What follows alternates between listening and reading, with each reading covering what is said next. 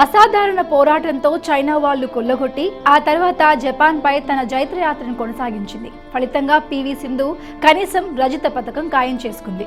Rio Olympics లో భారత ఆటగాళ్లంతా నిరాశ కలిగించిన దశలో ఈ తెలుగు తేజం ఫైనల్లో ప్రవేశించి స్వర్ణం రేసులో నిలిచింది. దీంతో యావత్ భారత్ చూపు సింధు వైపు మళ్లింది. ఫైనల్లో మ్యారిన్ పై గెలవాలని రియో ఒలింపిక్స్ కు భారత్ గంపడాస్తో బయలుదేరింది. ఈసారి ఎలాగైనా భారత్ పతకాల సంఖ్యను 2 అంకెలు చేర్చాలని ఆటగాళ్లందరూ భావించారు. కానీ కాలం కలిసి రాలేదు. దీంతో ఆశలు పెట్టుకున్న వాళ్లంతా చేతులెత్తేశారు. దీంతో రియోలో భారత్ అసలు ఖాతా తెరుస్తుందా అనే అనుమానం మొదలైంది. ఈ సందర్భంలోనే భారత్ కు మహిళల కుస్తీలో సాక్షి మలిక్ కాంస్యం గెలిచింది. ఇది ఆనందించదగ్గ విషయం అయినప్పటికీ ఇంకా భారత క్రీడాభిమానుల్లో ఏదో తెలియని వెలితి కనిపిస్తుంది. ఈ సమయంలోనే ఆ వెలితిని పూరిస్తూ తెలుగు తేజం మెరిసింది. ముందుగా చైనా వాళ్లను తన బ్యాట్ తో కొల్లగొట్టి పివి సింధు ఆ తర్వాత జపాన్ తో జరిగిన మ్యాచ్ లోనూ తన జైత్ర యాత్రను కొనసాగించింది. దీంతో కనీసం రజతం ఖాయమైంది. అయితే ఇప్పుడు అందరి చూపు సింధు వైపే మళ్లింది. సింధు భారత్ ఖాతాలో స్వర్ణం చేరుతుందా అని కోట్లాది క్రీడాభిమానులు ఊపిరి బిగపెట్టుకుని చూస్తున్నారు.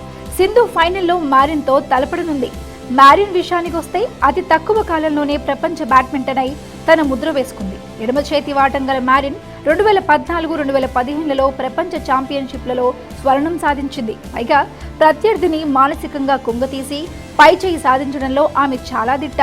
సింధు, మ్యారిన్ ఇప్పటి వరకు 6 సార్లు తలపడగా 2 సింధు, 4 సార్లు మ్యారిన్ విజయం సాధించారు. ఇప్పుడు మ్యారిన్ ఢీకొనడం సింధుకే సవాలే అయినప్పటికీ తన పట్టుదల చూస్తే స్వర్ణం సాధిస్తుందనే అనిపిస్తుంది. జపాన్ తో జరిగిన మ్యాచ్ లో మొదటి రౌండ్ నువ్వా నేనా అన్నట్టుగా సాగింది. ఆ సందర్భంలో సింధు ఏమాత్రం తడబడకుండా నిలిచింది.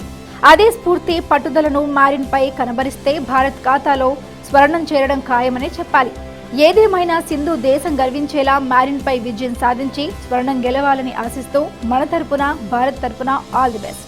Like, share, subscribe YoYo NRI YouTube channel. Don't forget to like.